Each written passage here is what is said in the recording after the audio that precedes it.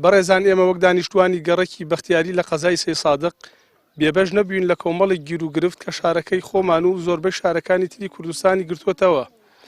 بە مەبەستی چارەسەرکردنی ئەم گرفتانەش چەندین جار سەردانی لایەنی بەرپرسمان کردووە. بەڵام ئەوانیش هەریەکە بە بیانوویەک داواکاریەکانمان بە قەدەرێکی نادیار سپاردووە. بەڕێزان داواکاریەکانیشمان بە کورتی لە چەند خاڵێکدا ئاماژە پێکردووە. یەکەم نەبوونی ئاوی خواردنەوە گەڕەکەکەمان بێبەشە لەو ڕێژە ئاوەی کە لە شارەکەدا دابەش دەکرێت.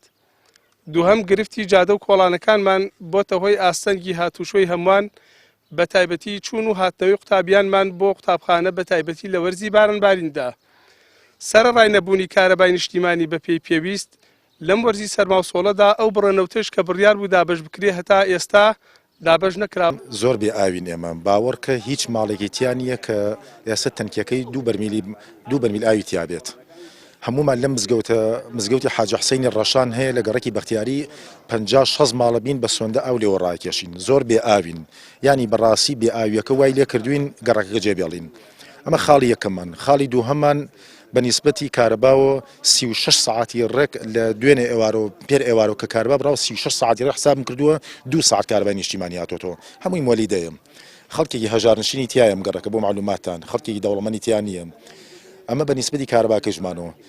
یەک کارەبامان نییە پارەی دوو کارەبا بێ بین، ئاوێکمان نییە بێ پارەی دوو ئاو بین ئێمە. قوتابیمان هەیە ئێستا ئەچێ بۆ مەکتەبە بێت جزمە لە پێی کات. چاو لە ئیمڕۆمە ڕوانە خۆرەتاوە یەک هەفتەی خۆرەتاوە جادە وشکە. باوەڕ بێت سیارەی تیا دەرناچێم گەڕەکانە خۆتان دەتوانن تەسویری